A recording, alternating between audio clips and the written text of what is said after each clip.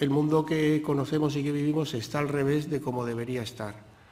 Parece, por lo que nos han dicho, que hay una serie de listillos que nos están cambiando las tornas de lo que debería ser la economía y la sociedad, y evidentemente de lo que vamos a hablar ahora, y la pregunta que le voy a hacer a los ponentes, le voy a hacer una misma pregunta genérica a cada uno de ellos para que den su visión y a continuación, pues, a través de las preguntas que vosotros podáis hacer, pues ir resolviendo lo que ha quedado pendiente de las intervenciones. La pregunta que voy a hacer es un ejercicio prospectivo de imaginar cómo va a ser la sociedad dentro de 20 años de dos maneras diferentes. Si todo lo que ellos han propuesto se pudiera desarrollar, ¿cómo veríamos o cómo ven ellos la sociedad de esa manera? Y si no se desarrolla eso, ¿qué pasaría? Porque también es importante tomar conciencia de que si hay que hacer algo y no lo hacemos, pues qué puede pasar y si ese es el futuro que deseamos. Pues para estas preguntas, la primera se la dirijo a Arturo Isabel La Moneda, que ha hablado de las nuevas economías, y la pregunta consiste, bueno, ¿cómo, Arturo, ves tú? Perdón, Diego. ¿Cómo ves tú el escenario de las nuevas economías en los próximos 20 años? Y en caso de que no evolucionen en un sentido favorable, ¿qué es lo que podemos esperar de esta evolución? Sí. Bueno, pues vamos a intentar responder a este ejercicio de imaginar, ¿no? de soñar la utopía o soñar el desastre. Y con este honor, ¿no? de compartir mesa con Juan y con José. Pues mi visión, empiezo por el escenario negativo. El escenario negativo es que no nos creemos que hay alternativas y nos quedamos con lo que tenemos. Y hay una corriente muy fuerte que pretende eso. Yo que vivo en Inglaterra, ahora se habla de conscious capitalism, que es capitalismo consciente, y es como una nueva generación, ¿no? de responsabilidad social, un poquito más, pero no cambiamos lo importante. Entonces, si eso triunfa, estaremos muy mal, pero no quiero detenerme aquí porque quiero irme al escenario que creo que es posible construir, que es el de una nueva economía, ¿no? que, como decía ayer, sea la suma de la diversidad de muchas alternativas que conforman ese ecosistema de un nuevo modelo. Yo creo que en 20 años es posible, y en menos, cambiar el sistema. ¿Por qué hay que cambiarlo? Cuando digo cambiarlo no quiero decir quitar todo lo que hay y traer algo totalmente nuevo, porque tenemos cosas buenas, pero hay que hacer reformas profundas, como hemos oído decir antes a Juan, y como hemos oído decir que incluso ya se están haciendo en algunos niveles a José, a Pepe. Voy a hablar de 4 grandes cambios que creo que se pueden conseguir en menos de 20 años incluso. El primero es el más difícil, pero ese va a ocurrir sí o sí, que es el de la educación, que ayer hablábamos. La educación porque en el sistema actual, el sistema educativo es una factoría de quitar almas, como nos decía Juan. Nos preparan, a mí hace 3 años me dijo un chico en una facultad de económicas, eras la primera persona, ni mis padres, que me quieren muchísimo y quieren lo mejor para mí, ni mis profesores del colegio, ni en la universidad, nadie me había dicho que yo puedo cambiar las cosas. Me han dicho cómo tengo que dotarme de recursos para subsistir en este sistema y ganar lo más posible y ser exitoso económicamente. Entonces, yo creo que esa factoría que el sistema, esa factoría educativa ha creado es imperfecta, porque nosotros tenemos alma. Y hay Álvaros, como hemos visto antes, y hay José Esquinas, y hay, no me quedé con el nombre del chico, pero creo que la chica era Inara, y que comentabas que era la que ponía el alma en la empresa. Entonces, esa factoría no va a poder con nosotros, porque hay almas. Con lo cual, aún así, habrá que cambiar la forma de la factoría para que deje salir a nuestras almas en vez de constreñirlas. Ese es el primer cambio, la educación, posible de hacer. Y hay alternativas en la educación, no vamos a hablar ahora de modelos Steiner y otros, pero las hay. El segundo, a nivel de macroeconomía, a nivel de sistema económico macro, que algunos segundos nos ha dado Juan y que posiblemente nos dé alguno más. ¿Cómo se crea el dinero? No voy a detenerme, pero hoy lo crean los bancos comerciales, es uno de los problemas de la crisis que nadie habla, cómo se crea el dinero, aunque haya gente que hablamos de sovereign money, de dinero soberano o dinero positivo, y hay una corriente fuerte que intenta demostrar que se puede hacer de otra forma. La banca y las finanzas se deben transformar. El tema de la fiscalidad, paraísos fiscales, se puede fácilmente, solo con decisión política, transformar. El tema del comercio internacional se puede transformar. Con lo cual ese es el segundo ámbito. El macroeconómico es posible que lo transformemos, pero depende mucho de decisión política. Y dentro de este ámbito, decir que la propuesta que ayer decía Paco, que hicimos en Economía del Bien Común, el dictamen del Comité Económico y Social Europeo, lo que nos dice, y lo que yo sueño que dentro de 20 años sea, es, primero, se evaluará a las empresas no solo por el balance financiero, sino por el balance del bien común, balance de qué contribuyes al bien común. Y en función de eso, segundo punto que ponemos en el dictamen, la compra pública, la fiscalidad, los incentivos económicos beneficiarán a esas empresas que contribuyen al bien común. Tercero, los emprendedores, fomentaremos emprendedores por el bien común dentro de 20 años, no emprendedores para ver quién gana más dinero.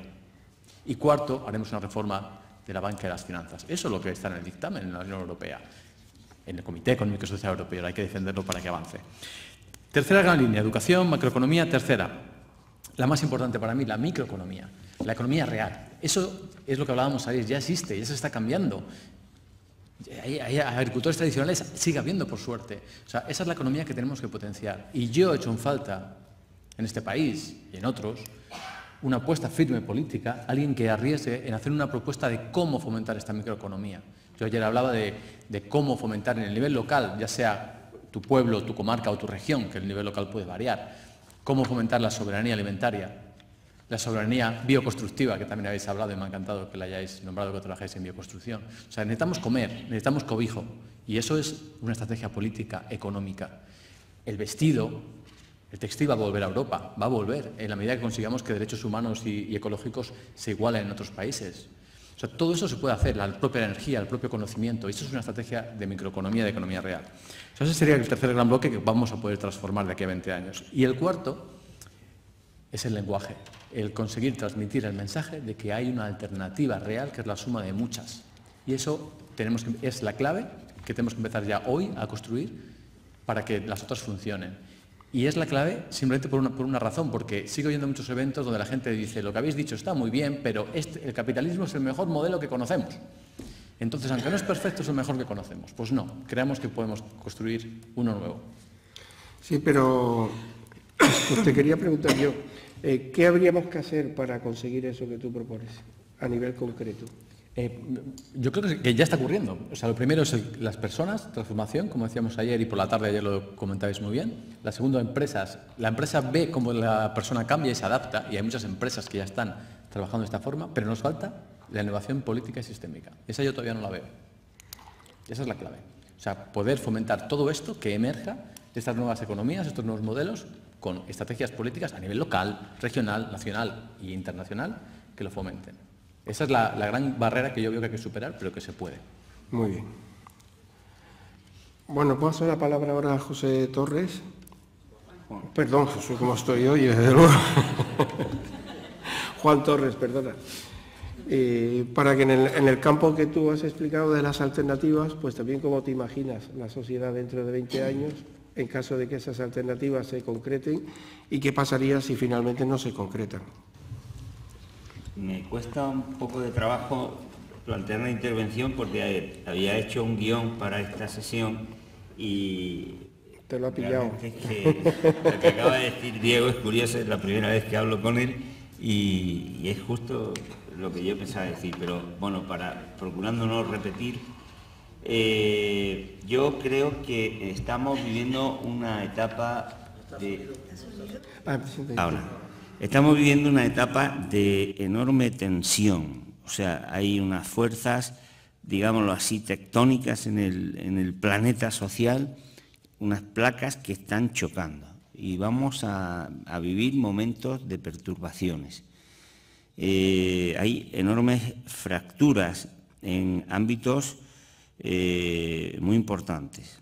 La primera idea que yo subrayaría era que hay que entender los cambios sociales. Una vez di una conferencia en un congreso y al terminar en el debate me dijo levantó una persona y me dijo: no, está muy bien lo que dice usted, profesor, pero es que usted lo que tiene que reclamar es abolir el capitalismo.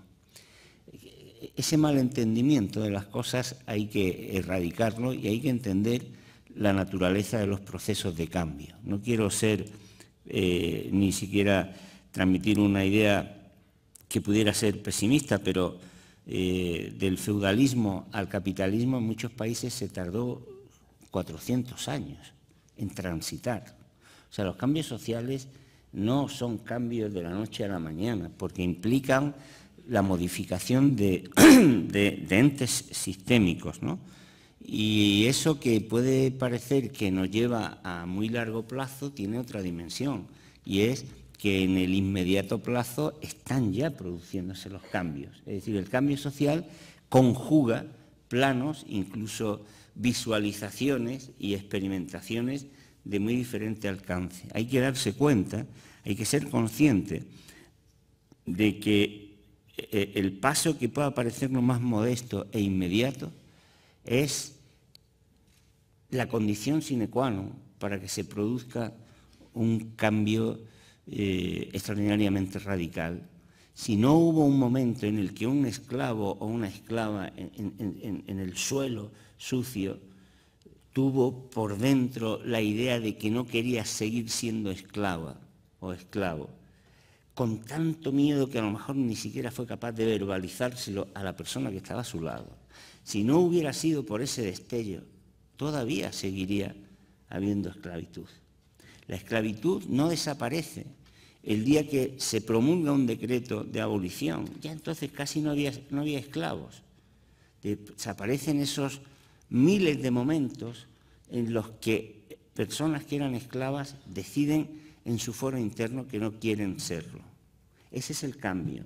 No es que nos guste o no que las cosas se cambien así. Es que así es como se cambian las entidades sociales y la realidad en la que estamos. Entonces, yo creo que estamos en momentos de gran tensión. ¿Por qué?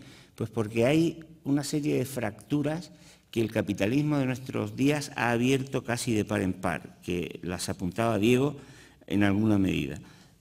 La primera, bueno, no es una cuestión de orden quizá, pero la primera es la ambiental. Estamos fracturando la naturaleza y nuestra relación con la naturaleza. Es la base material de nuestra existencia. Las placas tectónicas que chocan las apuntaba antes Pepe Esquinas. Es sencillamente las que significan supervivir o no en nuestro planeta por la especie humana. Eso es lo que está hoy día en juego. En segundo lugar, las finanzas. El sistema bancario internacional está quebrado. Se caería si no se disimulara su existencia, si no se mantuviera artificialmente. Se va a caer. La inmensa mayoría de las personas que están aquí van o vamos a ver una crisis financiera mucho mayor que la que hemos vivido en estos años atrás, porque es falso. El sistema financiero en su conjunto es una artificiosa construcción solamente al servicio de un privilegio, que es crear dinero de la nada, emitiendo deuda. En tercer lugar, también lo apuntaba Diego, el comercio está basado estrictamente en una injusticia radical que permite a los poderosos protegerse y que obliga a los más débiles a desprotegerse. La desigualdad, es verdad que se hacen avances, que la situación es un poco poliédrica, pero la desigualdad crece porque incluso aunque a veces cuando se juega con los indicadores se pueda manifestar algún tipo de mejora en el índice de Gini considerado logarítmico, no, vale, pero lo que está ocurriendo es que sea como sea materialmente la evolución de la desigualdad, las bolsas de exclusión son gigantescas y, por lo tanto, se abre una fractura impresionante. Y se abre también, por último, una fractura de muy difícil costura en lo que podríamos llamar la gobernanza, el gobierno de las cosas, porque no saben, los poderosos no saben cómo afrontar. No resuelven el problema bancario porque no saben cómo afrontarlo. No resuelven el problema de la sostenibilidad energética porque no saben qué hacer. Solamente saben ganar dinero y disponer del poder cada vez en mayor medida. Por lo tanto, vivimos esa época de fracturas y no son fracturas cualquiera, sino que afectan a la base en la que se sustenta. Y vivimos una fractura que viene derivada de lo que yo decía en mi anterior intervención, de la deshumanización, de la desnaturalización de la vida, de la conversión del ser humano y de la naturaleza en mercancía y de universalización del reino, si se puede llamar reino a eso, de lo mercantil a todos los aspectos de nuestra vida. Eso nos desnaturaliza. Y desnaturalizarnos es como si nos obligáramos a andar permanentemente sobre nuestra cabeza en lugar de nuestros pies. Nos vamos a caer. Una civilización que anda sobre la cabeza se tiene que caer. Una civilización que se sostiene sobre el lucro y sobre la mercancía se tiene que caer. Porque la vida no puede tener otra base que la vida. Y por lo tanto esa fractura va a abrir en canal a la humanidad. ¿Y qué hacer ante eso? Bueno, hemos hablado ya, pero yo me gustaría incidir en dos cuestiones que también un poco las ha notado Diego muy bien. Yo creo que hay un gran defecto, ha habido siempre un gran defecto en los movimientos, en los partidos, en los grupos que desde hace tanto tiempo vienen, en casi todos, o como generalidad, que vienen apostando por transformar la sociedad. Reclaman a la gente que haga actos de fe. Y los actos de fe están bien, pero en las iglesias. Pero sirven para lo que sirven. Pero no son actos de fe lo que hay que pedirle a nuestros conciudadanos, a las personas que están a nuestro alrededor, y que muchas veces no tienen más remedio que tratar de salir adelante como pueden. No basta ofrecerle otra nueva religión por lo civil. Lo que hay que hacer, y yo uso la expresión, hay que adelantarle el futuro. O sea, la tarea como queramos llamarlo, de las izquierdas, de los movimientos progresistas, de cualquiera que sea quien quiera transformar el mundo, no puede ser tratar de convencer a la gente de que su propuesta sobre el futuro del mundo es la mejor y la que va a satisfacerle, sino adelantar aquí esa propuesta, adelantar el futuro, creando esas experiencias, esos proyectos, esas maneras de relacionarse, esas formas de ser, creando ese tipo de empresas, organizando cooperativas financieras. ¿De qué sirve que le digamos a la gente que la banca internacional va a quebrar y que salvar a los bancos? No, organicemos una cooperativa financiera en nuestro lugar de trabajo, con nuestros vecinos, con la gente que trabaja alrededor nuestro, en nuestro barrio. Podemos crear una cooperativa financiera y la gente verá pues que no hacen falta bancos de Santander y bancos Bilbao, y verán que el dinero es un medio que se puede crear descentralizadamente sin necesidad de que el que crea el dinero nos haga esclavos de su voluntad. Hay que adelantar el futuro. Y luego una segunda cuestión que a mí me preocupa mucho, sobre todo debo de reconocerlo últimamente. También lo apuntaba Diego y me ha gustado que lo diga, porque él decía las formas, ¿no? El lenguaje, perdón, ha usado, el lenguaje. Pues eso, tenemos que hacernos entender unos con otros. Tenemos que crear una manera de expresarnos, una manera de hacer política, porque la cuestión no es solo adelantar el futuro y crear proyectos, sino traer eso a la política, es decir, no como un testimonio personal, ¿no? Ahora yo es que he creado esto, ahora Diego ha hecho, no. Esos no son solo testimonios personales, hay que llevar eso a la política. Los partidos políticos, cuando se supone que van a trasladar una posibilidad de una sociedad nueva, les tenemos que reclamar, sobre todo a estos que vienen con tanta fuerza, no me digas lo que harías, dime lo que haces, dime cuántas cooperativas va a crear tu militancia en este proyecto, cuántas empresas de otro tipo, en qué acciones te vas a ver involucrado, a cuánta gente vas a sacar tú de la pobreza, como colectivo, como energía puesta en movimiento. Y para eso, como digo, hace falta interactuar, hace falta hablarle a la gente. Y tenemos que crear también un lenguaje diferente.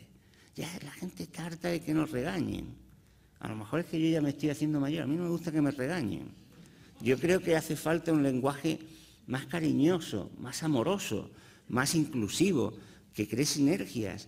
No podemos generar un lenguaje de barreras, de frentes, de combate. No puede ser que estemos combatiendo la militarización de los presupuestos y luego hagamos un lenguaje belicista de enemigos y amigos.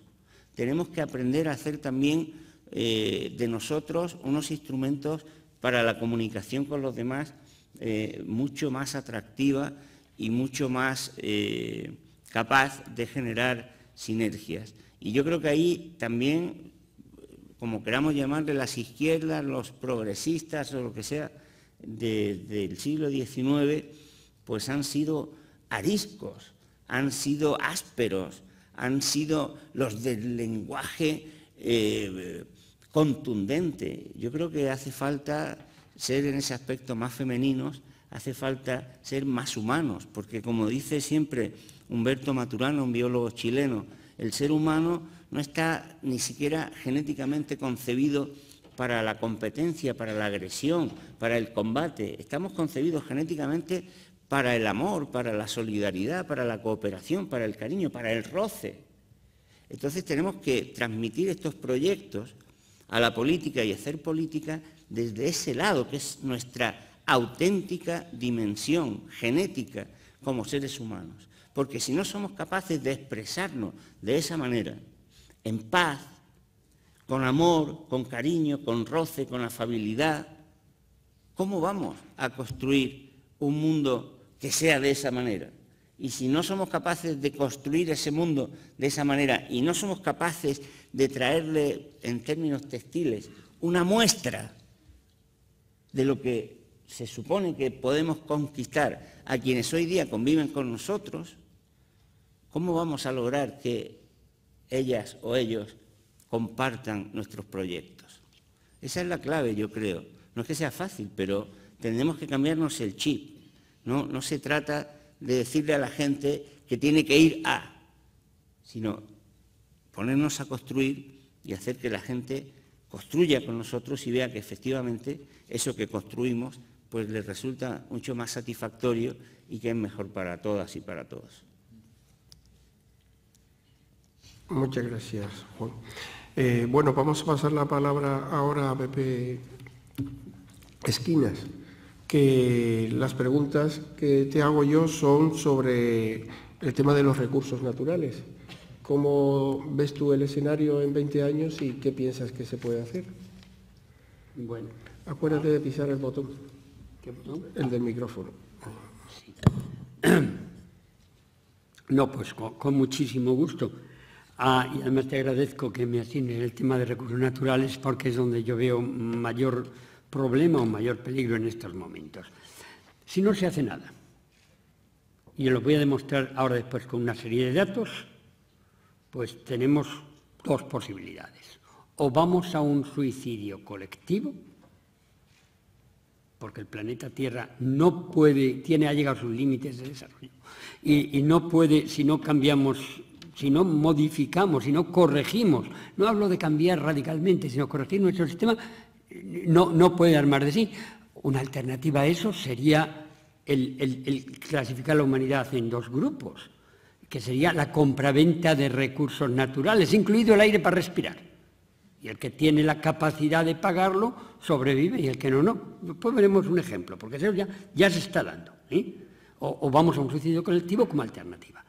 Si sí hacemos algo, y si hacemos a dos niveles que ahora intentaré desarrollar, a nivel global y a nivel local, que es complementario, que no es una cosa o la otra, podemos y debemos, con la fuerza de los instrumentos, ciencia, tecnología, etcétera, aplicados a dar la dirección correcta al planeta Tierra, podemos y debemos transformar la Tierra en un paraíso. Justo el paraíso que prometen tantas religiones. Yo no soy, no tengo una adhesión a una religión determinada, pero si existe, y si ese paraíso existe, creo que tal como lo plantean las distintas religiones, no es algo que te da un Dios, o el otro Dios, o el otro. es algo que nosotros tenemos que conquistar y construir. Nos ha dado la inteligencia para construirlo. Ahora, voy a justificar las dos respuestas y antes de eso sí quiero decir una cosa. Federico Mayor Zaragoza dice que la diferencia entre evolución y revolución es la R de la responsabilidad. ¿Sí? Entonces, aquí caben dos opciones y es que no las tenemos y no tenemos tiempo porque estamos en el límite. Pero caben dos opciones. Una es hacer evolucionar el sistema de manera que tenga en cuenta lo que no ha tenido en cuenta hasta ahora, o de lo contrario se provocará antes o después, y más antes que después, una revolución mundial, y ahí tenemos el caso de los refugiados y muchos otros, que sabemos cómo empieza, pero no cómo acaba. Entonces tengamos la responsabilidad de cambiar para que haya una evolución constructiva. Dicho esto, justifico las cositas que decía. Recursos naturales. Antes os he hablado de uno de ellos, la diversidad biológica agrícola, pero vamos a tratar de los otros. Fijaros bien que cualquier tipo de progreso, de desarrollo, cualquier tipo de actividad humana está basado en un trípode de tres patas.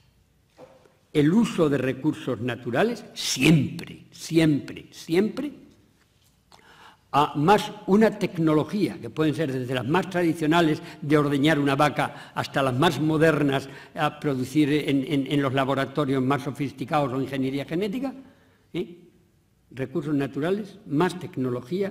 La tecnología que ha avanzado, la ciencia que ha avanzado, nos dice a dónde podemos ir, pero no a dónde debemos ir.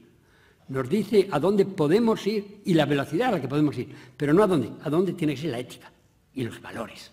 Y esa falta. En esas tres patas tenemos todavía recursos naturales menguantes, tenemos una tecnología y una ciencia que avanza muy rápidamente y que nos da la capacidad de acción como no ha tenido nunca la humanidad antes, pero no hemos decidido la dirección en la que ir, que es la ética. Dice Teilhard de Chardin, science sans conscience, la ruine de l'âme. Ciencia sin conciencia es la ruina del alma. Y eso hoy es más verdad que nunca, porque la ciencia nos permite cambiar el planeta, cosa que antes no se podía. Y nuestra especie, y las demás especies, y se está haciendo sin definir la dirección. ¿Qué es lo que está ocurriendo en el caso concreto de los recursos naturales? Los recursos naturales que eran ilimitados en un primer momento, y que por lo tanto no había ningún interés en apropiárselo porque no daban dinero, eran ilimitados.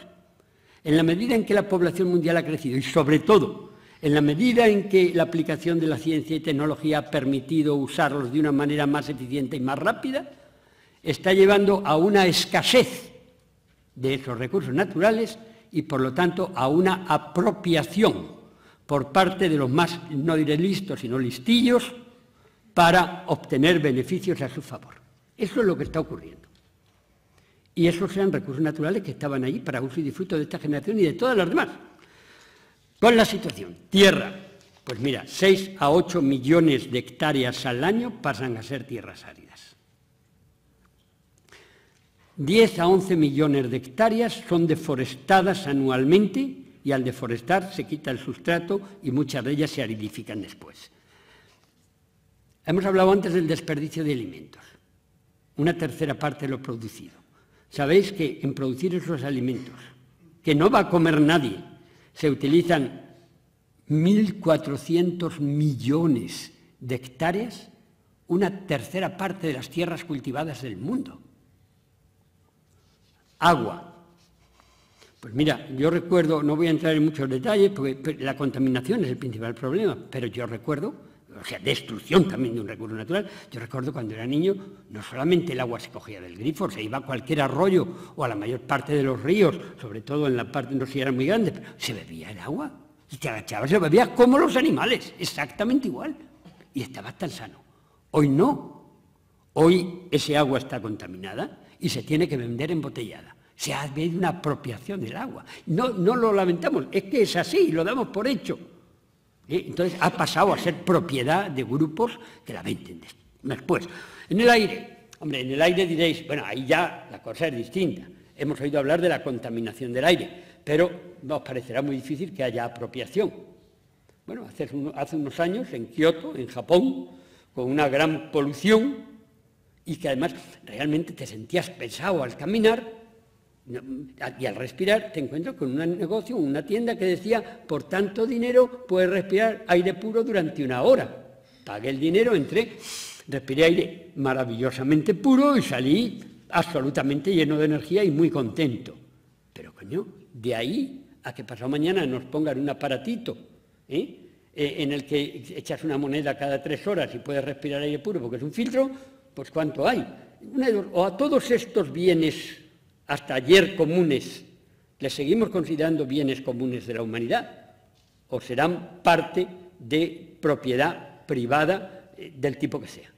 Y por lo tanto, vendibles. Esa es la otra solución, es esa, la del aparatito. Más cambios climáticos, tengo que ver con el aire. Se ha visto que el cambio climático es debido a ese aire contaminado. Pero ¿cómo se ha resuelto el problema en un río más 20, que no es tan bonito como el río 92, que sí fue bonito? Yo allí estaba representando a la FAO y salí feliz. Río más 20 ha sido la mercantilización del medio ambiente. Se ha solucionado diciendo, no, usted puede contaminar, pero le tiene que pagar a este señor a este otro país que no va a contaminar.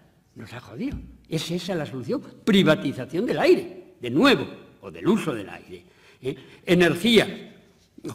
Bueno, también ese desperdicio de alimentos insostenible del que hablaba, ¿a qué lleva? Pues el 10% de la contaminación responsable, de CO2 responsable de la pérdida de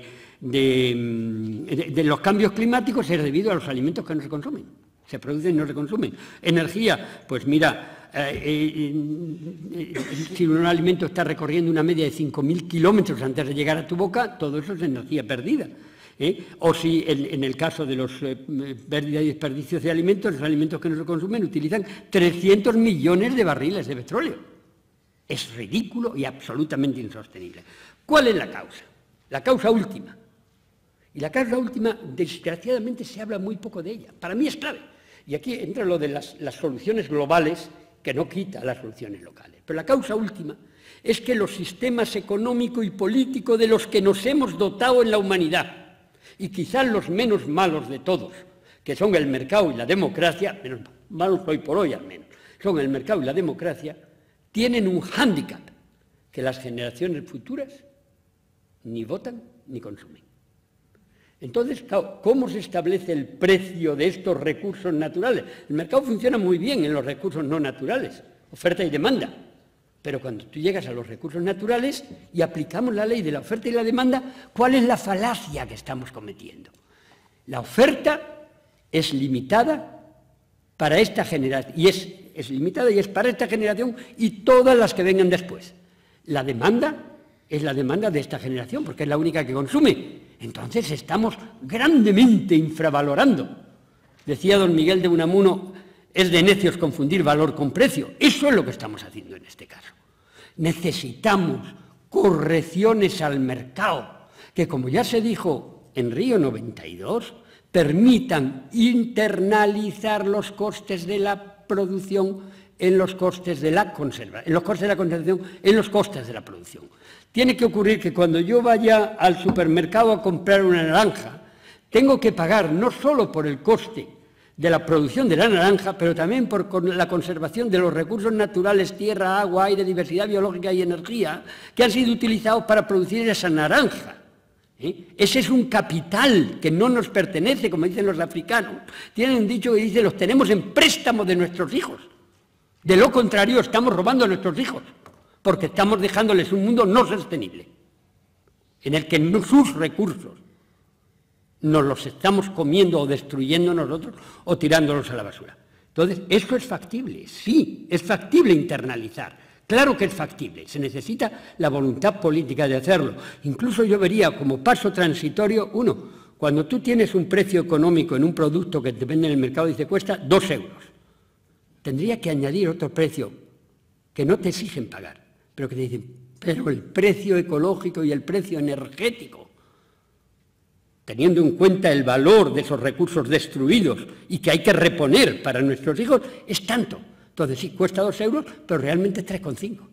lo que debería costar si tuviéramos en cuenta esa internalización. Y a lo mejor resulta que los productos ecológicos serían los más baratos con una gran diferencia. Estamos resolviendo con un sistema de mercado, con las correcciones necesarias, esta serie de deficiencias que tiene un sistema que no fue pensado. Fue pensado para unos recursos naturales ilimitados. Entonces, eso es coger el toro por los cuernos. Y por otra parte, las generaciones futuras, nuestro mejor o menos malo sistema político es la democracia. Pero de nuevo, las generaciones futuras no votan. Y si no votan, sus intereses no están debidamente tenidos en cuenta. Claro, no votan porque no han nacido. ¿Cómo van a estar? Bueno, pues hagamos una cosa. Y esto también fue sugerido ya en el 92 en Naciones Unidas. Establezcamos una persona jurídica. Puede ser una persona física o puede ser una comisión o un consejo en nuestras instituciones con la función de defender los intereses de las generaciones futuras. En el Parlamento español, en el gobierno, en los sindicatos, pero sobre todo en el Parlamento, tendría que haber una persona jurídica elegida por consenso o por una amplísima mayoría, cuya función es defender los intereses de las generaciones futuras. ¿Qué estoy hablando? ¿Tenemos el defensor del pueblo? Sí. ¿Es necesario? Hombre, es bueno que esté, pero en buena ley, defensores del pueblo deberían de ser todos los parlamentarios. Todos. Para eso han sido elegidos. Pero defensores de las generaciones futuras no hay ni uno. Entonces, eso es absolutamente imprescindible. Y yo creo que además no cuesta tanto. ¿Se ha hecho? Claro que se ha hecho, en algunos países. Pero no quieren crear una... el costo económico es mínimo. Pero sería la persona que se levanta en su momento diciendo, bueno, la ley que ustedes van a aprobar tendría este impacto en las generaciones futuras. Nuestra decisión es una decisión que va a afectar a nuestros hijos y nuestros nietos. Fijaros, en los pueblos indígenas, hace un par de año y medio, estuve en Cuzco en una reunión de pueblos indígenas, en la que además tuve que abrir la reunión, me encargaron Naciones Unidas de abrirla, había pueblos indígenas de los 5 continentes, más de 60. Me sorprendió profundamente que en la toma de decisiones que tomaban generalmente, en casi todos los casos, un comité de ancianos o comité de sabios, como ellos le llaman, pero antes de tomar la decisión, una pregunta obligada en muchos casos era ¿cómo afectará esto a las próximas 7 generaciones? O a las próximas 6 generaciones. Coño, y en un caso como con los cambios climáticos que los tenemos encima y con una tecnología capaz de tomar decisiones que no son sostenibles, ¿no nos hacemos la misma pregunta? No seamos ridículos. Entonces, ¿se ha hecho en países? Sí, hay 8 o 10 países que tienen esta figura de una manera o de otra, sea una persona, sea un comité, sea un consejo, sea una fundación. Lo tienen y lo escuchan. Y hay más. Hay un caso muy curioso. El Reino Unido, el Partido Verde, junto a otros 2 o 3 partidos pequeños, tiene una propuesta encima de la mesa en Inglaterra para la creación de una tercera Cámara. Tiene la Cámara de los Lores, la Cámara de los Comunes y la Cámara de las Generaciones Futuras. Fijaros si tiene importancia esto. Ahora que vamos a cambiar la Constitución, hombre, pues a lo mejor está bien que cambien lo de las que puedan gobernar o reinar las princesas, a mí me da exactamente igual, pero esto otro sí que es importante, o los derechos humanos, derechos a la alimentación, etc. Entonces, esas son, a mi juicio, las medidas que van a permitir la corrección en los sistemas económico y político que nos guían para que tengamos en cuenta el medio ambiente y los recursos naturales con una cara humana que es la de nuestros nietos. ¿De acuerdo? No sé si queréis a nivel... bueno, hay otra cosa que considero también muy importante y que es la gobernanza mundial. No, es imprescindible, tenemos que ir hacia una gobernanza mundial. Y gobernanza mundial, atento, no hablo de gobierno mundial, porque eso sería demasiado uniforme y sería, imagínate que se hace totalitario, lo hemos fastidiado para siempre. Gobernanza es un sistema de gobierno como tiene la Unión Europea, como tal, que equilibra todo. Y ahí yo recordaría una frase muy bonita de Rabindranath Tagore, el cual el 150 aniversario fue hace un par de años. Él dice, la unidad es siempre deseable, la uniformidad es detestable. Entonces, estoy hablando de unidad, no de uniformidad, de ninguna manera. Esa diversidad biológica de la que yo os hablaba antes, tan importante para el medio ambiente y la agricultura, pues es el equivalente a la diversidad cultural, la diversidad de lenguas, la diversidad de sistemas agrícolas, etcétera. A esa diversidad enorme que tienen los distintos pueblos y las distintas civilizaciones, hay que preservarla y protegerla. Y precisamente esa diversidad debe ser la base de la unidad y debe estar protegida en esa unidad, jamás uniformidad. Ahí podríamos hablar mucho más. Para mí, si queréis, esta gobernanza mundial debería de estar, el objetivo debería de ser justamente transformar la Tierra en un paraíso, debería de ser ni más ni menos que el desarrollo de la Carta Mundial de Derechos Humanos, o Carta Universal de Derechos Humanos, y de la Carta de la Tierra.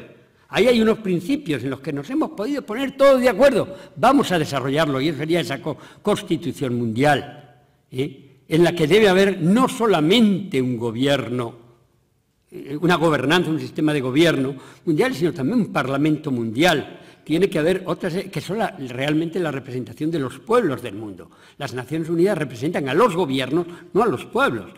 Hagamos compatible, como se ha hecho en Europa, con un parlamento demasiado poco poderoso, pero al menos está ahí, pero a nivel mundial debemos de tender a eso mismo también.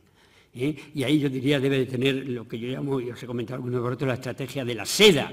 Esa Constitución debe tener como objetivos ese de sostenibilidad, E de ética, D de diversidad y A de armonía. No puedo desarrollar cada uno de estos temas, pero esto es un poquito lo que... y luego después a nivel local, ¿qué podemos hacer todos y cada uno de nosotros? Porque si no queda como algo muy lejano. Si quieres paro aquí y si luego... Vale. Bueno, es que ha tocado un tema fundamental que era el que yo quería dirigiros a vosotros, porque este sobre todo es vuestro congreso. Y se trata de ver de lo que se ha hablado aquí, pues qué cuestiones os suscitan y en qué manera os pueden ayudar o queréis compartir experiencias que versen en torno a lo que se ha dicho. Así que queda abierto el turno de palabras, porque creo que lo importante es que de todo esto que se está hablando aquí os sea útil cuando se termine este congreso, cuando volváis a vuestros lugares de origen, que os vayáis con alguna idea, con alguna aportación que os sirva para adelantar el futuro, como decía Juan Torres, o como está planteando Diego o Pepe, pues todas las novedades que se pueden aportar. Así que los que queráis preguntar, pues tenéis aquí un elenco de expertos de primera fila que os pueden ayudar seguro a resolver vuestras dudas y cuestiones. Vamos a ver. Esto para el doctor José Esquinas. ¿Sabe que hay una directiva de la Unión Europea que prohíbe a nuestros agricultores sembrar las semillas que ellos mismos cosechan? Así mis sobrinos no pueden sembrar el centeno que cosechan. Pon el micrófono bien porque no se te está oyendo. ¿Así? A ver, que sabe que hay una directiva de la Unión Europea que prohíbe a nuestros agricultores sembrar las semillas que ellos mismos cosechan. Mis sobrinos no pueden sembrar el centeno que cosechan, ni el trigo, ni el maíz. Esto va en contra de la biodiversidad. Entonces, a ver qué es más perversa, si la política o la economía. Y a propósito del maíz, le pregunté a un agricultor por qué sembraba maíz transgénico. Y me dijo que es que no se lo comían las ratas. Que el maíz bueno se le mete en familias y le acaban con él. En cambio, las ratas no le tocan, escapan. O sea, que no es comida ni para ratas siquiera. Y no solo eso, se habla más cosas. Por ejemplo, que ha sido diseñado para esterilizarnos también. La segunda pregunta es sobre el Tratado de Libre Comercio, ¿cómo puede afectar a nuestra agricultura ya tan dañada? Gracias. Pues contestas tú. Sí. Vale.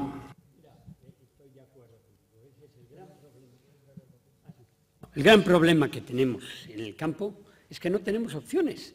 es que el desarrollo ha llevado, vamos, el desarrollo entendido tal como se está obteniendo, donde lo único que interesa es maximizar la producción hoy, sin tener en cuenta muchas veces el peligro que supone y la vulnerabilidad de nuestra agricultura, está llevando a que se exija por ley en muchos países y en la propia Unión Europea y en nuestro país, que para vender una semilla tiene que ser semilla certificada y para certificarla te exigen que sea distinta, está bien, uniforme y estable.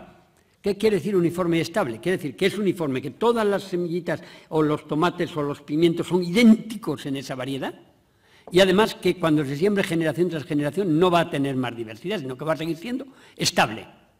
Entonces es justo lo contrario. Si estamos diciendo que las semillas verdaderamente inteligentes para afrontar un medio ambiente cambiante, incluidos los cambios climáticos, es la que tiene capacidad de adaptación a las nuevas condiciones y que en esas nuevas condiciones están temperaturas distintas, humedad, etc. Si tú tienes una diversidad interna, va a poder evolucionar, va a poder coadaptarse. Y si todas las semillas son iguales, va a pasarnos como a las patatas en Irlanda, que aparece la nueva enfermedad y mueren todas. Bueno, pues la ley te exige que sean iguales y te prohíbe que el agricultor comercialice, venda, regale o resiembre unas variedades que no tengan las características de esta uniformidad. ¿Qué es lo que hay detrás de eso? No sé, es evidente que todo esto lleva a una mayor dependencia de la agricultura de las grandes multinacionales de semillas, incluida Monsanto, Syngenta y muchas otras. Pero es suicida de nuevo. Entonces, claro, te van a argumentar, no, pero produce más en kilos. No lo sé, a veces sí, a veces no, pero cuando viene una nueva enfermedad tienes que cambiar de semilla y te la van a vender al precio de oro. Y no puedes resembrar, el agricultor no puede resembrar por ley esa semilla porque lo meten en la cárcel. Entonces, es un círculo vicioso que está llevando a la desaparición de la agricultura, la cultura del agro, que definía Cicerón como si queréis luego os leo algo, los que quieran, una definición muy bonita de Cicerón de esa agricultura, por una agroindustria. Que sin embargo lo que está haciendo es, por una parte dices, bueno, pero se produce más, sí, pero ¿a cambio de qué? ¿Qué es lo que ha ocurrido? En España, cuando yo era niño, el 58-59% de la población vivía del campo. Hoy dice, bueno, menos mal que hoy solo el 2,5%. ¿Y a cambio qué? 50% de los jóvenes en paro y un 20 y tantos por ciento de los otros en paro, de los no tan jóvenes en paro. No tiene sentido. ¿Para qué queremos por ahí producir más? Como te digo, que realmente tampoco es necesario. Se trata de producir de forma estable y de forma sostenible. O sea, y bueno, ¿qué es el TTIP?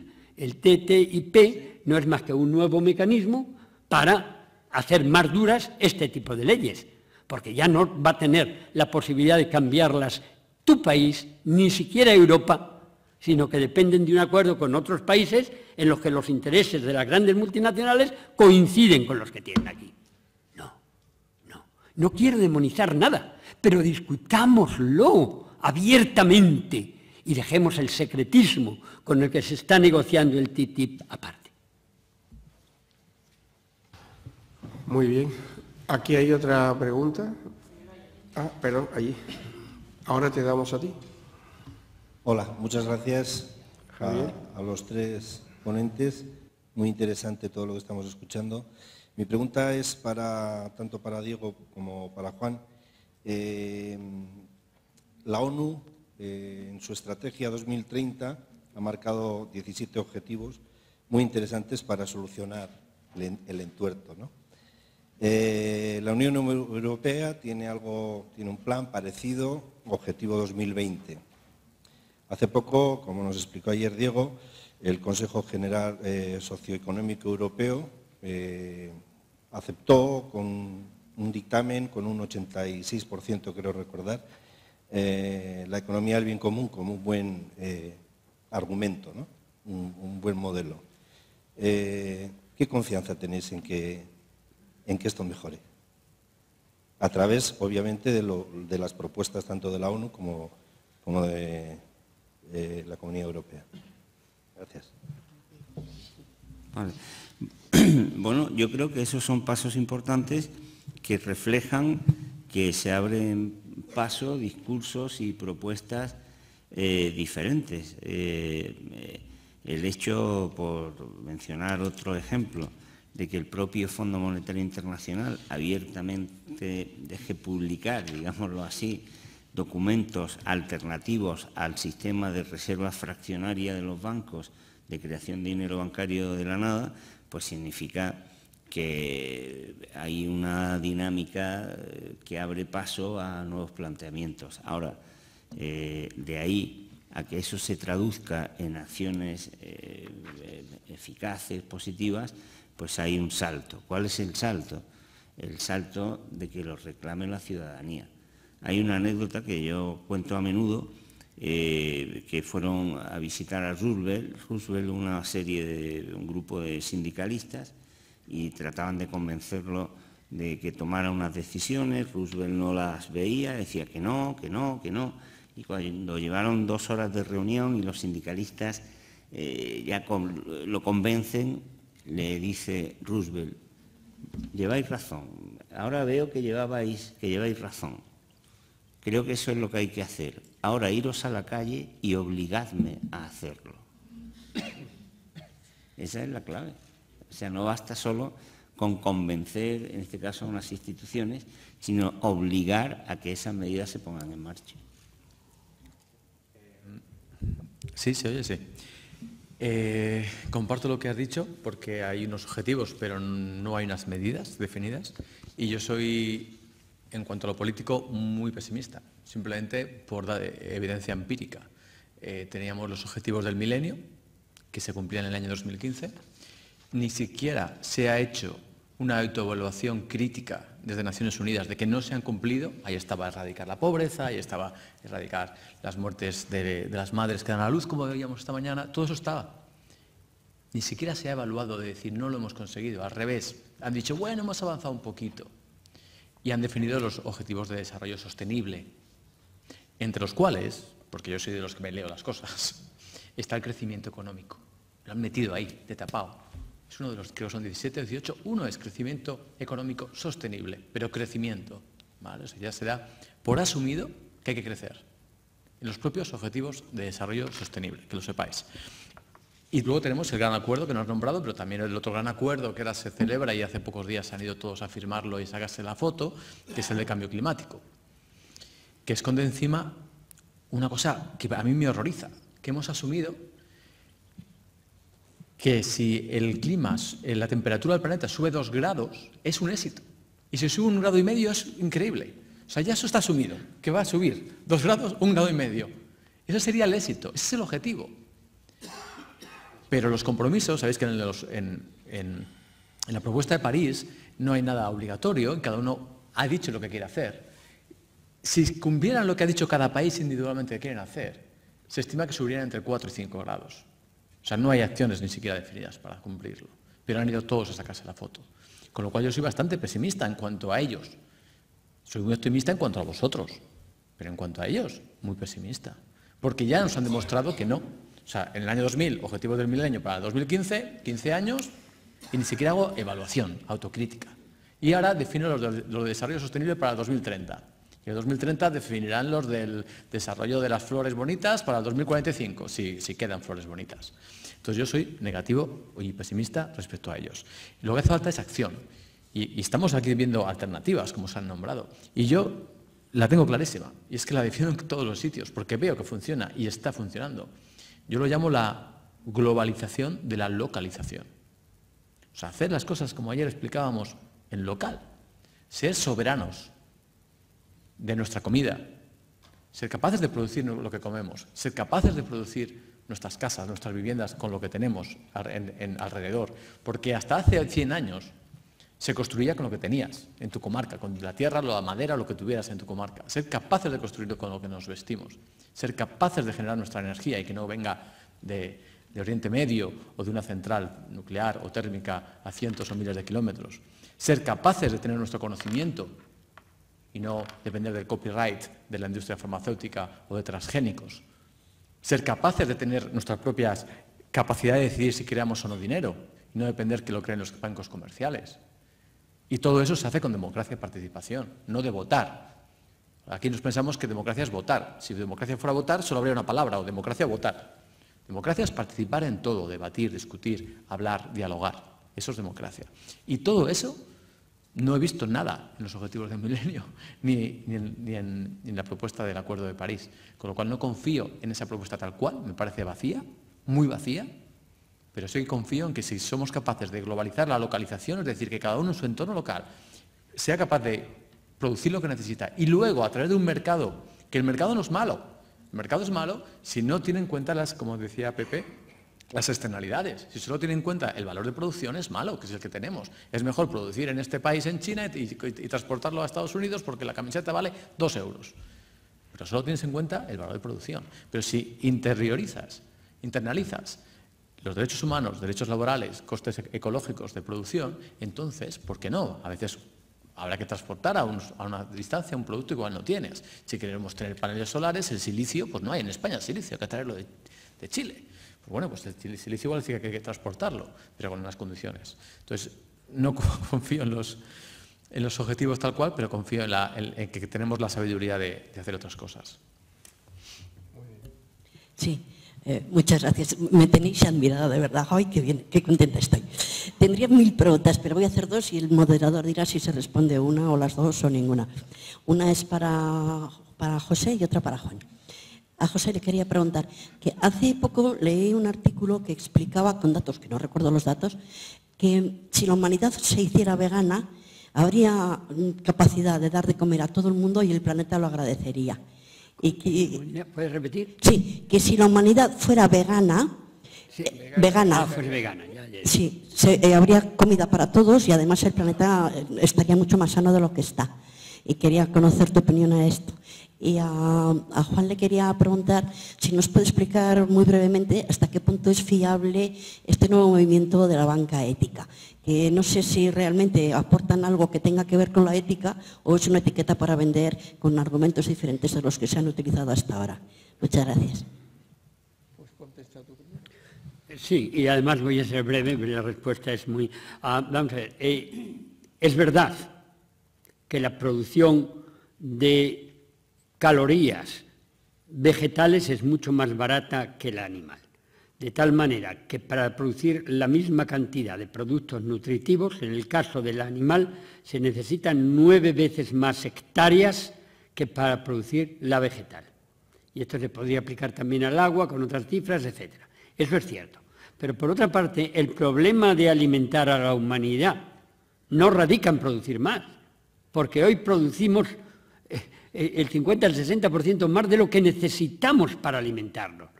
Es más, ¿qué uso hacemos de lo que producimos? Por tanto, hay una parte de verdad, pero hoy por hoy no sería necesario eso. Sobre todo si consideramos que comer no es solo echar gasolina en el estómago para seguir funcionando, sino tener la satisfacción que supone la cultura del comer. La banca de nuestros días se ha convertido en algo que es lo que no se supone que no debe ser la banca. La banca es una institución que teóricamente debe dedicarse a tomar el ahorro de las familias o las empresas para llevarlo a quien necesita financiación para crear producción, riqueza, empleo.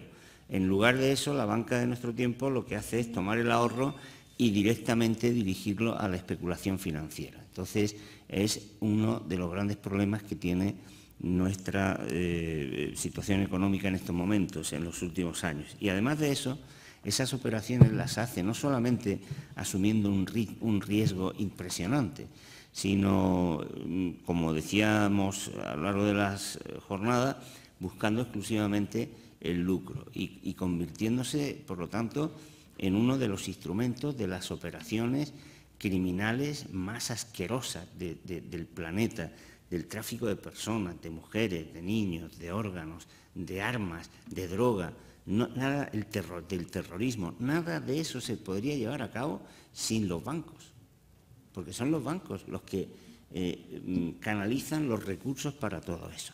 Por lo tanto, la existencia de bancos que ofrezcan transparencia a sus clientes, que se obliguen y comprometan a mostrar a quien tenga allí el dinero dónde invierte, pues yo creo que es un avance impresionante. O sea, yo creo que eso es bienvenido, sea como sea. Si además de eso se comprometen a que el dinero de sus clientes no va a ser utilizado en inversiones que comprometan el medio ambiente, el bienestar de las personas, la irresponsabilidad empresarial, pues entonces ya todavía más bienvenidos, ¿no? ¿Qué ocurre? Bueno, la banca ética que conocemos, Triodos, en España, Triodos, COP57, que todavía no FIARE, bueno, son bancos capitalistas que se comprometen a actuar de esa manera. Solo por eso yo creo que es bienvenido. Estamos hablando de un país, el nuestro, en el que las llamadas buenas prácticas en el sector bancario son de asunción voluntaria. O sea, los bancos voluntariamente pueden decidir si asumen el código de buenas prácticas. Imagínense ustedes que eso ocurriera en las demás actividades. O sea, los médicos, los bomberos no tuvieran obligación de tener una buena práctica profesional. En la banca ni siquiera eso es obligado. Entonces, yo creo que esas experiencias bancarias son muy positivas. Lo que pasa es que eso no es solo, o sea, la alternativa, desgraciadamente, no consiste en no robar o en no llevar el dinero a los paraísos fiscales. Eso está bien no hacerlo, pero necesitamos otra banca, otro sistema bancario, como he dicho antes. Primero, que no cree el dinero de la nada, sino que lo ponga al servicio para generar deuda, sino que lo ponga al servicio de actividades de generación de bienestar, de riqueza. Yo creo que hay que acabar con el sistema de reservas bancarias, eso nos llevaría de reserva fraccionaria, eso nos llevaría un poco de tiempo y no voy a entrar. Y luego también necesitamos una banca que sea mucho más cercana, que sea también banca local en el sentido de que esté pegada al terreno. Y hace falta, en general, que la financiación, yo cuando he dicho esto, pues me han criticado, claro, es fácil malinterpretar a cualquiera y tirarse al cuello, ¿no? Cuando yo he dicho, hay que generar el derecho a la financiación, eso no quiere decir que cualquiera que vaya a pedir un préstamo, oye, que necesito 1 millón de euros, toma, tienes derecho a eso, no. Se trata de entender que la financiación es como la savia, es como la sangre de la actividad económica. Cualquier actividad productiva, cualquier empresa, salvo que sea una empresa gigantesca, va a tener que realizar gastos antes de obtener ingresos. Por lo tanto, necesita un instrumento que se llama la financiación. Y eso hay que garantizarlo, pero porque si no se garantiza es imposible que la economía sea, no ya una economía capitalista, sino mucho más una economía cooperativa o socializada o de cualquier tipo que sea. Por lo tanto, eso hay que garantizar que exista.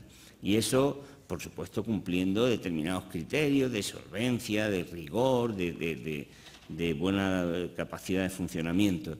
Y eso creo que se puede garantizar con un sentido público, ¿no? Es decir, entendiendo la financiación como un servicio público, que no quiere decir que cualquiera, como muchas veces cuando he dicho eso, se me ha malinterpretado, ¿no? El transporte es un servicio público, pero tú no te puedes subir en el autobús por la cara, ¿no? O sea, pues o tienes un pase o pagas o lo que sea, pero se garantiza que haya un servicio de transporte para que la ciudadanía pueda utilizarlo, ¿no? Eso es lo que yo veo sobre la banca ética. Ahora tienes la palabra. Buenos días. Mi pregunta está relacionada con esta última respuesta. Está dirigida a Juan Torres, pero lógicamente por extensión al resto de los ponentes. Mi hijo está estudiando en la Universidad de Sevilla y está haciendo finanzas y ahora mismo está con una tesis sobre el Bitcoin. Sobre el Bitcoin, una divisa de nueva aparición que se usa principalmente en Internet. ¿Cómo podría relacionarse el Bitcoin con la economía del bien común? ¿afectaría positiva o negativamente? Bueno, el tema de las criptomonedas, porque la que conocemos es Bitcoin, pero hay más criptomonedas, es decir, creación del dinero digital. Hay un modelo que ha nacido en España, en Cataluña, que es el Faircoin, no sé si lo conocéis. Igual que ayer hablaba del Fairphone, ¿os acordáis? El Fairphone, está el Faircoin, que lo han sacado gente de, bueno, Enric Durán y gente bastante activista de estos alrededores. Y se basa en el Bitcoin, pero el Bitcoin al final está controlado por unas pocas personas y lo que se pretende del Faircoin es que sea justo. El tema de criptomonedas, no sé si conocéis, esto es igual un poco técnico, pero tu hijo lo sabe seguro, blockchain, ¿os suena blockchain? ¿A nadie suena blockchain? Pues blockchain ahora mismo es una tecnología que es la gran amenaza de la banca. Y la trae Bitcoin. Blockchain no lo voy a explicar porque no sé exactamente lo que es muy difícil, pero lo que puede hacer esta tecnología es lo siguiente, que yo contigo, por Internet, nos autoidentificamos, nos validamos y sin un intermediario puedo hacer la transacción que quiera, incluso económica. ¿Qué quiere decir eso? Que ya no necesito un banco para mandarte la transferencia que tengo que hacerte. Y hasta tal punto es real que es una amenaza que ahora están, yo vivo en Londres, en la City, todos los bancos yendo a jornadas, organizando jornadas alrededor de blockchain, que es la tecnología de Bitcoin. Entonces, ¿dónde está el bien común? En que toda tecnología, y creo que antes Pepe ha dicho algunas cosas de la tecnología interesantes, la tecnología es buena o mala, es en función de los valores que hay detrás de ella. Entonces, yo creo que hay un potencial detrás de no solo Bitcoin, sino blockchain muy potente, de reventar el sistema bancario y otros a través de las tecnologías, pero me da miedo que ya están los bancos, son los primeros que están informándose de cómo utilizarlo dentro de su estrategia, ¿no? Entonces, ¿puede ser para el bien común? Sí, en la medida que tengamos valores detrás.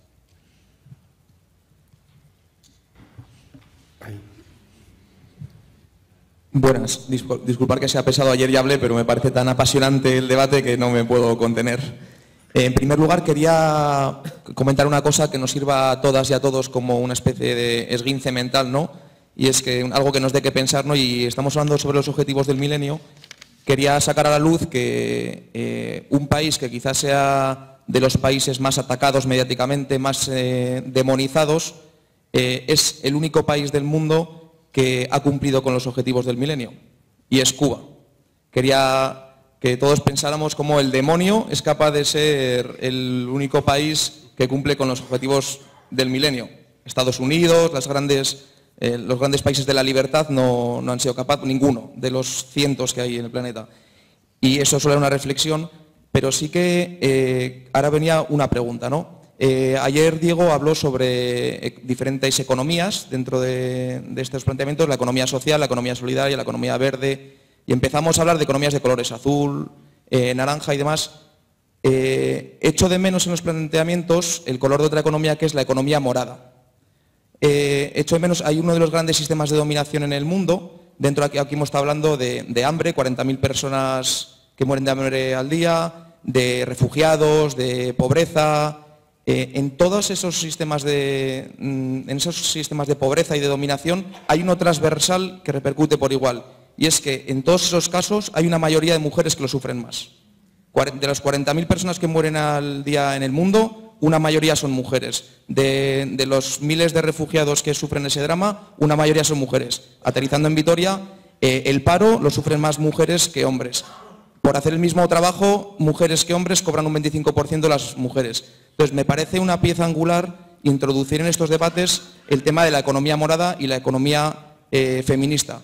Y quería preguntar si lo veis así. Y por último, ha comentado, y lo decía también en el sentido de que hace 30 años igual era imposible ver en una mesa de estas un medioambientalista, había solo economistas hablando del trabajo, del dinero y tal. Ahora hay un medioambientalista, yo creo que de aquí a poco deberíamos introducir una activista a favor de la economía feminista en estos debates. Y por último, ha comentado el compañero, ¿no?, de que quiénes son los que dirigen esta nave planeta y a dónde nos llevan, que van a destruir el mismo planeta y que van a llevar a la desaparición del planeta. Y quería introducir que para mí eso no deja de ser un pensamiento antropocéntrico y que no es así. Tenemos que cambiar el pensamiento, y es que nosotras y nosotros necesitamos al planeta, pero el planeta no nos necesita. O sea, las leyes universales de Newton van a seguir funcionando y el planeta va a seguir dando vueltas alrededor del Sol cuando nosotros nos lo carguemos. O sea, lo que va a desaparecer es nuestra vida. Y en ese sentido ahí me parece que tenemos como, es como una especie de, como el ensayo sobre la ceguera de Saramago, ¿no? Y con esto termino, que estamos ciegos, pensamos que gobernamos el planeta y no nos damos cuenta que el planeta siempre va a estar por encima nuestro. Y en ese sentido quería terminar, como hablamos de alternativas, decía Saramago que la única alternativa al capitalismo es la conciencia. Y por eso me parece genial estas iniciativas para que todos y todas tomemos conciencia. Mi pregunta era sobre la economía feminista, si lo veis también con una de las partes de las alternativas. Qué ricasco. Bueno, el segundo libro que escribí sobre la crisis económica fue precisamente Desiguales, mujeres y hombres frente a la crisis financiera. Y en ese libro, que lo escribí con mi esposa, con Lina Gálvez,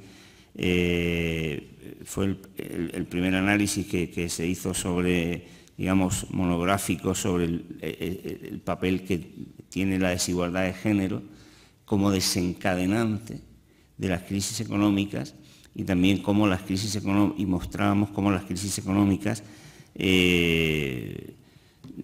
suelen casi en su totalidad resolverse con un incremento de la desigualdad y por lo tanto con un empeoramiento del bienestar social, sobre todo de las mujeres, ¿no? Yo creo que es fundamental porque, por dos razones, como explicábamos en ese libro.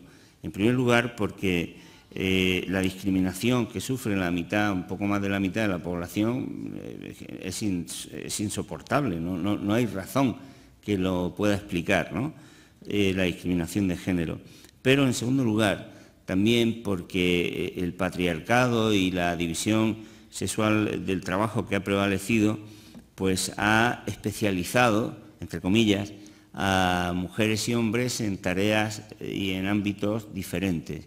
Y no es casual que gran parte de los problemas que tiene la humanidad deriven de que el predominio de la vida social se base, o sea, que predomine en la vida social una especialización de los hombres en el espacio público, en la competitividad, y que esos sean los valores que dominan al conjunto de la sociedad, mientras que las mujeres han sido, entre comillas, también confinadas al espacio de lo doméstico, que es un espacio en donde los conflictos, los problemas se resuelven de otra manera, en donde se trabaja y se actúa y se vive de otra forma. Y no es casualidad, por último, que la economía precisamente derive etimológicamente de dos términos, de oikos nemos, que es la administración de lo doméstico. Por eso nosotros en aquel libro terminábamos diciendo que hacer frente a la crisis también obligaba a pensar la economía y a vivir la economía en su sentido originario, que es como algo que tiene que ver con lo doméstico. Oikos en griego no es solamente doméstico en el sentido de la casa, como algo físico, sino lo que está a nuestro alrededor y que contempla las dimensiones más cercanas al ser humano, pero de un punto de vista complejo. Y por eso yo creo que la incorporación de estos elementos es fundamental. Es que no se puede entender lo que ha ocurrido y lo que ocurre en la economía mundial, en la economía capitalista, sin percatarse del diferente papel asignado a mujeres y hombres, y desde el otro punto de vista no se puede dar alternativas a la situación en la que estamos si no somos capaces de recobrar esos espacios, de darle privilegio a esos espacios y a esos valores que han crecido en el ámbito donde preferentemente han estado las mujeres, que no quiere decir que solamente sean las mujeres los que los tengan, o lo mismo que no quiere decir que todos los hombres sean portadores de valores masculinos, sino que justamente lo que hay que hacer es ser capaces de rescatar y de hacer que la sociedad se convierta en un oikos, en una casa, en algo cercano a todos, en algo en donde no predomine la esfera del comercio, no sea como Hayek decía, el comercio es el el universo natural del ser humano, no. El universo natural es lo contrario, es el oikos. Es donde el comercio se queda fuera, es donde ha estado el hombre. En la casa, en lo doméstico, se vive de otra manera, ¿no? Por lo tanto, es que yo creo que eso es fundamental, ¿no? Sí, añado algo yo porque, como decíamos ayer, hay muchas más de las que simplemente había en la transparencia, y no solo considero que es importante hablar de la parte de la economía femenina, pero del ecofeminismo, como cual el valor que trae. Para darte un ejemplo, cuando hicimos la presentación el año pasado en Santiago de Chile, Barcelona y Londres del Global Hub por el Bien Común, las de las dos personas que me acompañaban en la mesa, una era Mar Gaya en Barcelona, que es una de las referentes aquí en ecofeminismo. Y ecofeminismo no entendido solo como igualdad de género, que es una reducción, ¿no? Es entendido como que los valores femeninos y masculinos tienen que estar equilibrados en esa actividad económica de gestión del hogar, no solo como casa, sino como hogar. Y pensando que es una igualdad de género de valores, no solamente del número de hombres y mujeres que hay en cada cosa, porque podemos tener a Angela Merkel, que es una mujer, pero que hace una economía muy masculina. Y podemos tener el ejemplo de... No, y al final es que las mujeres, la parte femenina que todos y todas llevamos dentro, es la que nos hace cuidar la casa. No en el sentido de labores laborales, sino de tareas de la casa, sino en el sentido de entender que tenemos que proteger a las personas que nos rodean, al territorio que nos rodea, y eso es femenino. Y yo, como me considero ecologista, creo que es gracias a mi parte femenina. Y luego también has dicho algo muy interesante, el tema de que en estos debates haya gente de la parte de economía, de la parte más medioambientalista, que yo me considero, yo soy ingeniero de montes, yo no soy economista, aunque siempre haya trabajado en temas de empresa. Ahí está la raíz que nos decía Juan, etimológica, economía, ecología. ¿Cómo estamos haciendo economía sin que los oikos-logos, los estudiosos del hogar, como puede ser Pepe y otros muchos, no estén en ese debate? Es importantísimo que estemos en la misma mesa. Queda tiempo para una cuestión más que te designamos a ti. En primer lugar, es reconocer el regalo que Fundación Valores nos está haciendo aquí con vosotros en la mesa. Bueno, yo quería trasladar una dificultad laboral que estoy teniendo ahora, más a nivel de calle, que tiene que ver con la publicidad y con lo comercial de la labor que hacemos. Pero claro, en el contexto en el que estamos, entendiendo ambas cosas de una manera muy distinta, corrigiendo esos defectos del sistema que precisamente hace de la acción comercial y de la publicidad dos elementos de autorreproducción del sistema. Pero claro, sí que me interesa hacer público lo que hago y lo que creo, y también me interesa comercializar, comercadear, intercambiar entre otros de manera conjunta lo que yo creo que tiene valor con lo que otras personas pueden necesitar o pueden tener valor para mí. Claro, pero ¿cómo salimos a la calle? Es que claro, no quiero ni hablar de mercado, es que tiene que haber otro espacio físico de intercambio, que no sea exclusivamente el mercado entendido como el lugar de venta o el mercado. Entonces, me interesaba mucho que Juan y Diego hayáis estado de acuerdo en la importancia del lenguaje como mecanismo de transformación para llevar a cabo esta transformación conjunta de la que estamos hablando. Y es, ¿cuál es el lenguaje, cuál es el lugar en el cual desde esta economía del bien común tiene sentido y es coherente dirigir acciones que en el fondo tienen este objetivo comercial y de publicidad, pero entendido desde la nueva ética? Antes de contestar, quedan 5 minutos. Os voy a dar la palabra a cada uno de vosotros como broche final. Si quieres, contestas tú a esta pregunta y luego sigues tú y luego Cencina y levantamos la sesión. Sí, te entiendo perfectamente, porque yo he pasado también por la aventura empresarial y uno de los retos cuando haces algo con valores es que estás en desventaja incluso comunicativa, ¿no?, en el propio sistema. Todo nos lleva a comprar una casa de un tipo muy distinto a las que posiblemente vosotros diseñáis, o no creo que en los medios tradicionales o en los programas reality shows no creo que hablen de permacultura mucho. Yo Yo creo que el reto que tenemos, no solo economía del bien común como una red, sino economía social y solidaria, que es otra red muy importante, todo el tema de cooperativismo, todo el tema de economía colaborativa, que es una red muy importante, es poneros en contacto a todas aquellas personas, iniciativas empresariales que ya estáis ofreciendo estos productos y servicios con valores por el bien común. Y eso no lo hemos logrado. Javier, eso sabes que lo tenemos pendiente, porque a nivel cuantitativo somos posiblemente un 15 o un 20% de creación de empleo, de riqueza, de la buena en todos los países en los que estamos operando. ¿Qué ocurre?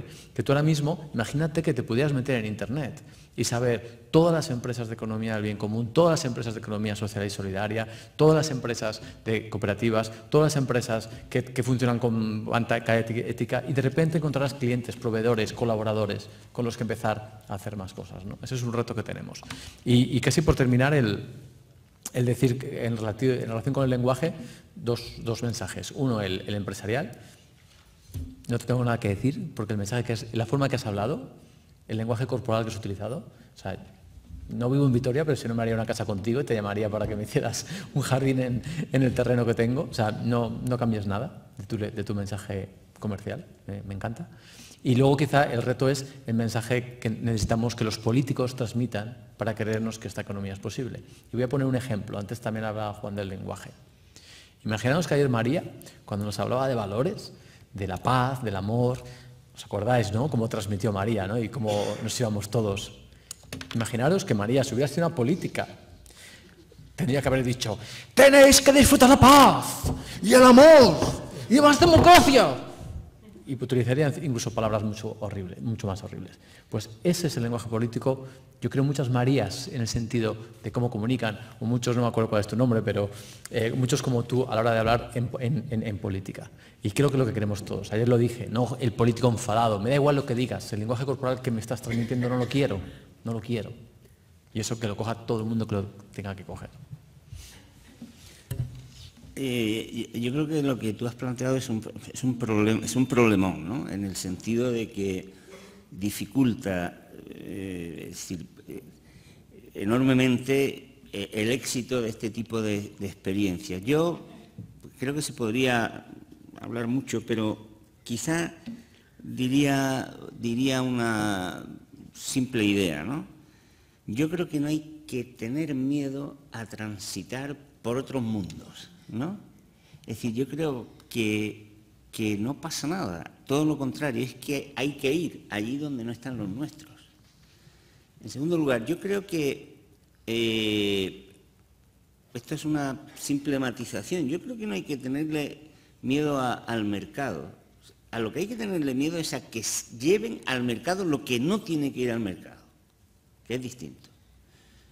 Y luego, por ratificar lo que ha dicho Diego, simplemente os voy a recordar una frase que muchos habréis leído, que yo creo que, como pasa tantas veces en la literatura, pues nos dice, ¿no? Dice Alejo Carpentier en el siglo de las luces, dice: hay épocas hechas para dispersar los rebaños, destruir las tribus y confundir las lenguas.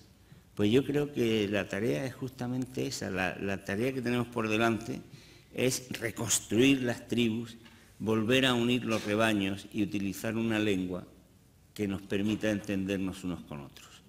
Esa es la clave, y por eso yo creo que lo que ha señalado Diego es fundamental. Hay que crear sinergia. No podemos, en mi tierra, no sé si aquí se usa igual, en mi tierra usamos la palabra chiringuito, ¿no? Es decir, cada uno tiene lo suyo, cada uno tiene su proyecto, tiene su... No. Vamos a crear redes, vamos a crear... porque las diferentes experiencias se complementan, se refuerzan, y sobre todo porque es fundamental aprender a convivir con los que no son como nosotras o como nosotros, los que son diferentes, los que a lo mejor no han tenido la conciencia todavía de que hay que ir a experiencias de este tipo de las que estamos hablando. Yo muchas veces, cuando me invitan a determinados sitios a dar charlas, digo, no voy. Digo, pero hombre, ¿por qué? Digo, porque yo ya sé que lo sabéis. interesa ir donde están quienes no piensan como nosotros, ¿no? Salvo que uno le tenga mucho cariño a la gente que organiza los actos como este. Pero vengo más que nada a tomar fuerzas, ¿no? O sea, estoy seguro que uno aquí, pues casi todos lo sabemos, ¿no? Entonces yo creo que hay que ir donde están. Claro, eso es más dificultoso, ¿no? Porque entre otras cosas hay que empatizar, ¿no? Hay que ponerse, pues, incluso hasta muchas veces hasta la ropa que no nos gusta, porque no es nuestra ropa, pero tenemos que poner la ropa que otros usan para que las otras personas no pongan de entrada una barrera, y hay que usar el lenguaje para que nos entiendan, no no usando el que nosotros usamos, ¿no? Si yo vengo aquí y la plusvalía y tal y cual, y el excedente, o no sé, palabrejas de economista, pues a los 2 minutos ya estáis diciendo, este hombre es un pedante que además no sabe nada, porque no lo entendemos, ¿no? O sea, hay que romper las fronteras, ¿no? Hay que acabar con ese punto y esa raya que decía la canción que nos separa de quienes no son como nosotros, porque ahí está el futuro, sobre todo. Pepe, tu despedida. Sí, bueno, ha habido antes una cuestión sobre si las soluciones deben o no ser antropocéntricas. Como no da tiempo, si quieres, tú que lo has hecho, lo hablamos luego, y lo de Cuba, que me parece muy interesante. Ahora la salida. Con respecto al mensaje que sí me gustaría dejar, yo veo que aquí hemos tratado temas que como que nos vienen grandes, y de alguna manera dirán algunos, esto es apabullante, pero bueno, yo soy un granito de arena aquí y no puedo hacer nada. Eso no es verdad. Y en ese sentido de eso es lo que quiero hablar. ¿Qué podemos hacer todos y cada uno de nosotros en temas como el hambre, como la pobreza, como el despilfarro, como las desigualdades, en las que en el momento que conocemos las cifras, y las conocéis y las habéis conocido, somos corresponsables y no podemos eliminar esa corresponsabilidad? Mira, yo creo que hay varias formas de actuar. Una es hacia adentro, cambiando nuestros corazones, cambiando nuestras prioridades, cambiando nuestros valores y nuestro estilo de vida para ser más auténticos y más solidarios con los demás y con el planeta. Y eso podemos hacerlo. En Río 92 había un lema: piensa globalmente, actúa localmente. Hablábamos antes del despilfarro de alimentos. Yo soy el primero que tiro cosas. Seamos más responsables cuando vamos a comprar. Seamos más responsables reutilizando las cosas. No consumamos más de lo que realmente nos necesitemos y nos hace felices. Eso es una cosa que cualquiera está a la mano de todos y que se puede actuar sin duda ninguna. Y yo creo que además hoy se puede ir más allá que Río. Yo creo que también podemos actuar globalmente y no solo localmente. A través de Internet. Internet nos da la capacidad de una información horizontal, y no solo de tener la información más fiable, porque no está filtrada por medios de comunicación con otros intereses y pagados por otros, sino porque además podemos ir más allá de solo tener la información, que es asociarnos con otros grupos en el otro extremo del planeta, que tienen los mismos ideales que nosotros, porque los cambios no se van a producir en un país aislado. Tienen que producir en todos estos sitios. A la vez hay que pasar, como dice Federico Mayor Zaragoza, de súbditos a ciudadanos del mundo, activos, y como consecuencia con la conciencia de ciudadanos del mundo, no simplemente personas aisladas en un pequeño país ahí perdido, que España lo es, entre otros muchos, claro. Podemos actuar también a través de nuestra propia profesión. Algunos de vosotros a lo mejor tienen responsabilidades políticas en algún lado, otros tenéis responsabilidades profesionales. Aquí hay muchos pequeños empresarios o grandes empresarios y ya lo estáis haciendo. Eso es una manera de actuar también y podemos y debemos, con el ejemplo y con las ideas, transportando las ideas que nos gusten y votando que se haga y que no se quede ahí. Votar. Estamos en un país democrático. Nada es totalmente democrático, pero hay un grado de democracia bastante alto comparado con muchos otros. Utilicemos nuestro voto. Cuando me dice alguien, yo no voy a votar porque da igual votar a unos que a otros, es una gran mentira. que solamente va a beneficiar al status quo, a los que no quieren ningún cambio. Votemos. Si tenemos que equivocarnos, nos equivocamos nosotros. No que los otros se equivoquen y paguemos nosotros las consecuencias. Y si no vais a encontrar a nadie por el que votar, porque nadie representa exactamente, bueno, en ese caso vota por el menos malo. Vota contra ese, aunque no sea a favor de aquel. Pero siempre, en mi opinión, hay que ejercer el voto, y no solo el voto. No solo el voto. Ahora mismo, el cambio de la Constitución, por ejemplo, ojalá los derechos humanos se consideren de manera coercitiva, de manera que se tengan que cumplir, y ojalá lo del ombudsman de las generaciones futuras pase en eso. A través de las ONGs. En el caso de la Fundación Valores, es una organización civil, es una organización no gubernamental. Bueno, ahí podemos también, sin duda ninguna, actuar en las reuniones, elaborando ideas, pero también saliendo a la calle cuando sea preciso. Recuerdo una de las cosas más bellas del 15 de mayo, del 15M, es cuando dice: nadie conoce su verdadera estatura hasta que no se pone de pie. Bueno, hay que ponerse de pie, claro que sí, y enfrentar las cosas, porque estamos defendiendo la verdad, la justicia, los valores, la ética. ¿Por qué vamos a tener miedo ante eso? Yo sé que hay muchos enemigos que sí que van a intentar vengarse, pero si somos muchos no van a poder hacerlo.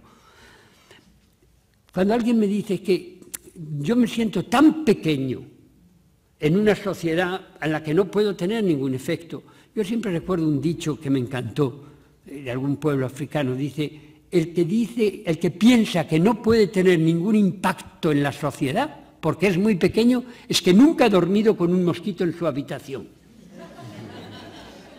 Bueno, pues seamos no solo mosquitos, si es preciso moscas cojoneras. Son los tábanos los que hacen correr a los bueyes y a los toros. No es porque por ser pequeño tienes menos fuerza. Y tenemos otra cosa, que es como consumidores. Como consumidores, todos somos consumidores. ¿Estaremos de acuerdo o no? Estamos en una sociedad de consumo. El motor que mueve la sociedad es el consumo. Del consumo de las cosas buenas, de las cosas malas, de todas las cosas. Y entonces hay que ser consciente de que consumir es un acto político. Y cuando yo voy a un supermercado o a una tienda y compro esto o aquello producido con bajos precios, con esclavillos, o producido de manera que se destruyen recursos naturales del planeta, estoy incentivando ese tipo de producción. Y al revés, si hago otro tipo de compra, mi elección tiene repercusiones políticas. Y de hecho se han conseguido ya cambios hasta que Mercadona y Eroski, etcétera, tengan productos ecológicos. Quiero decir, pero yo creo que de eso tenemos que ser mucho más conscientes. A mí me gusta mucho decir que es fundamental que sepamos transformar pacíficamente nuestro carro de la compra en un carro de combate. Yo creo que el poder que tiene el consumidor y que podrían tener las asociaciones de consumidores organizadas con valores éticos es superior al que hoy tienen los partidos políticos. Muy bien. Entonces de esto tenemos que ser conscientes. Déjame simplemente, me dejas un segundito, yo creo que hay que ser utópicos. Es imprescindible. Esto se ha hablado mucho en estos días, de que la utopía de hoy es la realidad de mañana, como la de ayer fue la realidad de hoy, y en ese sentido yo quiero decir que don Miguel de Unamuno dice que una utopía lo es hasta que 5 personas creen que es posible, porque a partir de ese momento es una posibilidad. Dicen también que los ingenuos consiguieron tantas cosas porque nadie les dijo que era imposible. Y Napoleón decía que imposible es la palabra que los idiotas llevan en la mochila. Bueno, seamos consecuentes con eso. Claro que es preciso soñar, porque si antes no sueña uno con lo que quiere que sea una realidad, difícilmente va a poder transformarlo en realidad. Y quizás, para concluir, os hago quiero usar una frase de Gandhi que a mí me encanta. Gandhi, además, es una persona que de manera pacífica, humilde y descalzo consigue cambiar el destino de su país y marcar el destino del resto del mundo. Él dice, con respecto a los recursos naturales del planeta, dice: el planeta tiene recursos para satisfacer las necesidades de todos, pero no la avaricia de algunos. Muy bien.